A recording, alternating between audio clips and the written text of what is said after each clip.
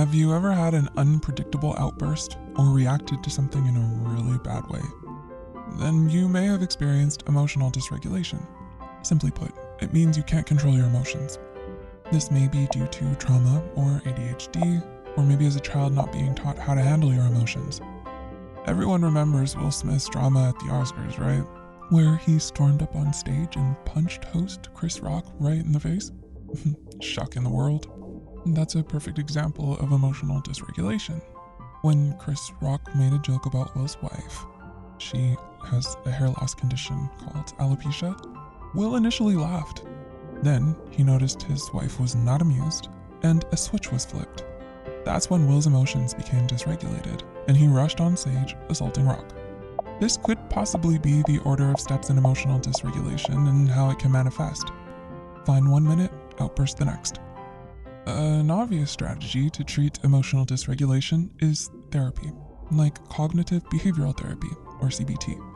But in this video, we'll look at 3 other unique strategies, so keep watching. According to WebMD, emotional dysregulation can be defined as mood fluctuations or mood swings. This means that your emotions aren't within the normal or acceptable way to react to things. For example, unreasonable expression of emotional outbursts like anger, where something minor triggers into something more, becoming impulsive. Having mental health issues like depression and anxiety, or even abusing substances and other self-harming behaviors. If not treated properly, emotional dysregulation can have an impact on your social life, work life, school life, and relationships. Remember Will? His actions definitely harmed his career. Continuing with Will Smith and his unpredictable reaction, no one was expecting that behavior, right? That was someone who couldn't control his behavior in the moment. Since we aren't all celebrities at award shows, a more relatable example of an emotional outburst is flouncing. What's flouncing? Flouncing is an interesting type of unusual outburst and a way emotional dysregulation can manifest. People should learn to control their emotions as they grow from teenagers to adults, but since a lot of our interactions these days take place online, this might not be happening anymore. We're seeing more people having confrontations and dramatic outbursts on social media in forums, groups, or communities, and announcing that they're leaving these online spaces in an exaggerated way for attention. According to Urban Dictionary, flouncing is leaving an internet group or thread with exaggerated drama and acting in ways to draw attention to the drama. In other words, it's the internet equivalent of storming out of the room and making a dramatic exit, while slamming the door behind you on the way out. In real-life conflicts, one might feel sorry for the person who's dramatically storming out of the situation, because they've been wounded and hurt. Some people might even run after the aggrieved person and say, "No, don't leave, stay." In the world of the internet, it isn't always possible to run after the party that's hurt, which makes the dramatic exit an ineffectual behavior. When people throw a big enough tantrum and cause a scene, especially if they aren't well known to the other group members, people's reactions online are more likely to be, "Bye, don't let the door hit you on the way out." It turns out there's lots of psychological and neuroscientific evidence to back up this behavior. Dramatic people want others to notice how upset or sad or angry or anxious and frustrated they are in order to come to their rescue. And there are 2 types of people in this world: those who avoid confrontation and those who thrive on stirring the pot. According to Science Alert, psychologists have come up with a scientific measurement scale called the need for drama. Researchers have found that those who scored higher on this scale shared 3 main characteristics: manipulation, outspokenness, aka gossip, and reactivity due to their internal perception of being a victim. Scientists also found that dramatic people tend to be more impulsive, and therefore are more likely to jump into drama and tantrum mode. But how does this affect us? McColl Roberts from Forbes tells us that, according to neuroscience, drama is another way of saying that someone lacks social and emotional skills, where there's a disconnect between the two. As socially wired human beings, we love storytelling. It helps bond us together. But in today's fast-paced world, we have limited time and shorter attention spans, so we're becoming less patient. The way we communicate today through storytelling has changed. This has included some positive changes, such as the increase in TED Talk videos and videos like ours at Psych2Go. But on the flip side, our social interactions on digital platforms are filled with misinformation and gossip. As a social species, we all require attention.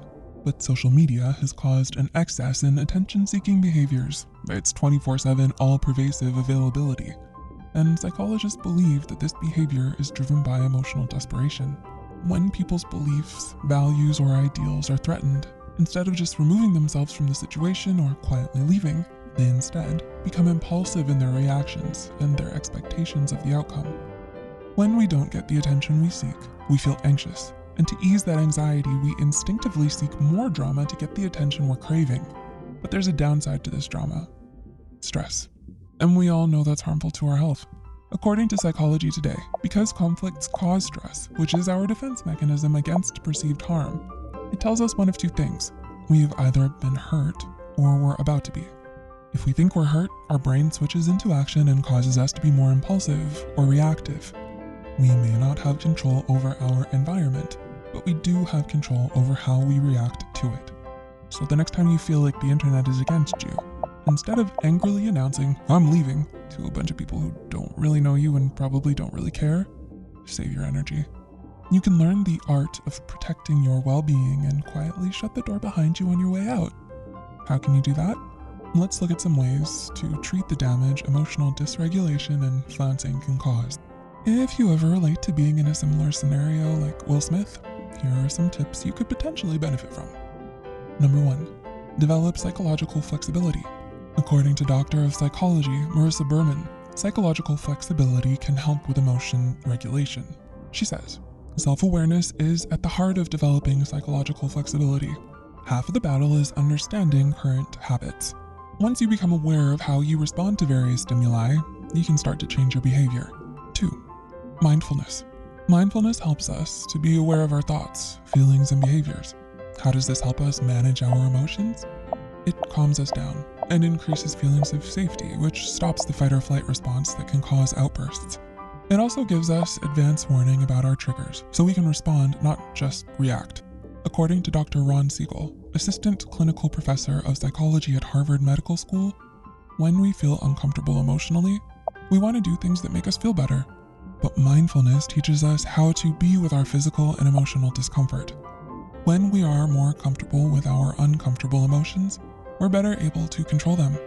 And number 3, the stop method. If you're having trouble controlling your emotions, try the stop technique, which combines features of cognitive behavioral therapy, CBT, dialectical behavioral therapy, DBT, and mindfulness to help you manage your emotions when dealing with challenging or difficult, anger-causing situations. According to PositivePsychology.com, the acronym stands for S, stop, remind yourself to take a moment and pause before reacting. T, take a breath and notice your inhales and exhales. O, observe. Observe your thoughts, physical sensations, and feelings. P, pull back and get perspective. Get a wider view of the situation. Step back and see the big picture. What's a different way that you can see what's going on? You might ask yourself, why do our reactions sometimes take over and get the best of us? And P, practice what works, proceed. How can I deal with the situation in a way that is best for me and others? In a way that aligns with my core values? Where do our core values go when our emotions take over? A professional therapist can give you strategies and exercises you can use to help regulate your emotions, such as the stop exercise mentioned in this video. You can also journal your feelings and emotions to help distance yourself from your emotions in order to get perspective and make sense of them. Have you learned something new that you can share with friends or family? Let us know. The references and studies used are listed below. Until next time, thanks for stopping by.